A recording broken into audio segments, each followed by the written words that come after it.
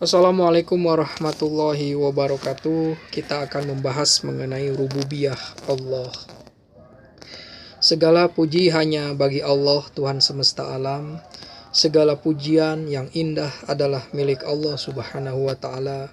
Sebab semua yang indah dan mempesona adalah ciptaan Allah Subhanahu wa Ta'ala.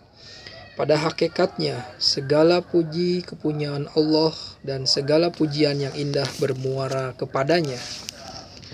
Allah Subhanahu wa Ta'ala adalah sang pemelihara seluruh makhluk.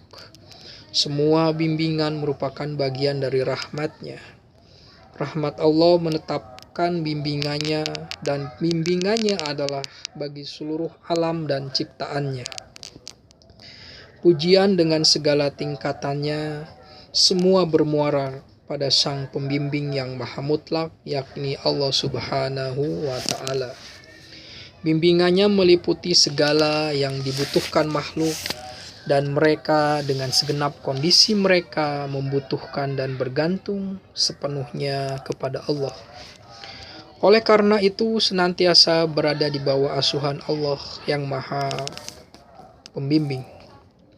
Manusia melalui bimbingan Allah bergerak dari sperma dan tanah hingga mencapai makom wilayah dan fana. Matahari, bulan, hujan, tambang, tumbuhan, dan binatang serta umat manusia semuanya menuju kepada kesempurnaan Allah. Kebutuhan materi, kebutuhan alami, dan kebutuhan spiritual serta rohani manusia di bawah bimbingan Allah Subhanahu wa Ta'ala. Karunia akal bagi manusia merupakan rahmat Allah dan hidayahnya. Akal adalah sebuah sarana dengan manusia bergerak dari tingkatan materi menuju cahaya, petunjuk, dan alam spiritual.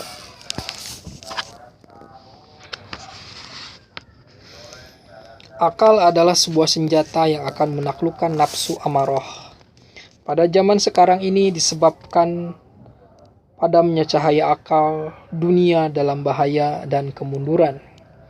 Bagi manusia di zaman ini, nafsu dan api keserakahan telah merajalela. Masalah perdamaian dunia dan kemanusiaan tidak dapat diselamatkan dengan senapan, tank baja, dan senjata, melainkan dengan akal dan bimbingan Allah. Dengan kesempurnaan akal dan petunjuknya, umat manusia akan sampai kepada perdamaian dan keselamatan. Kesempurnaan akal itu ada pada diri para nabi alaihi salam.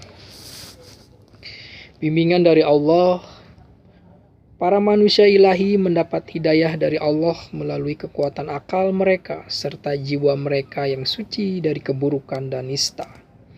Dengan perantaraan akal, mereka tidak dapat dikotori oleh tabiat-tabiat kotor. Jika manusia mengikuti petunjuk Allah, ia akan sampai pada tingkatan saat ia telah menguasai hawa nafsunya. Bila sudah sampai pada tingkatan spiritual ini, ia akan menguasai alam tabiat. Usaha manusia sempurna ialah membuang semua pengaruh dan bekas-bekas materi serta berusaha tidak memanfaatkannya. Ia adalah pengatur atau hakim, dan materi adalah yang diatur atau mahkum, yakni berada di bawah kekuasaannya. Bimbingan itu lahir dari rahmat Allah, tetapi sayang sekali kebanyakan manusia itu amat zalim dan bodoh. Kita sebagai umat manusia telah lupa diri dan tersesat dari jalan Allah, Tuhan yang maha mutlak. Kita tidak bergerak menuju pintu rumahnya dan cenderung berbalik ke pintu-pintu rumah selainnya. Ini merupakan kebodohan umat manusia karena mereka tidak menggunakan akal mereka. Pertikaian dalam masalah rububiyah. Pertikaian nabi dan para imam dengan kaum tiran di zaman mereka adalah mengenai masalah pengaturan rububiyah, bukan masalah penciptaan atau khaliqiyah dan wujud wajib atau wajibul wujud. Setiap tiran yang kejam mengatakan, kami yang mengatur dan mengarahkan manusia dan dunia. Sebagaimana perkataan Fir'aun, akulah Tuhanmu, Rob yang paling tinggi. Surat An-Naziat ayat 24. Ia tidak mengatakan akulah pencipta dan pemberi rezeki makhluk. Ambisi seorang tiran ialah menguasai umat, mengatur segala urusan mereka dan menjadikan undang-undang yang diciptakannya itu berkuasa. Sedangkan menurut para nabi alaihi salam, makhluk bergantung kepada Allah.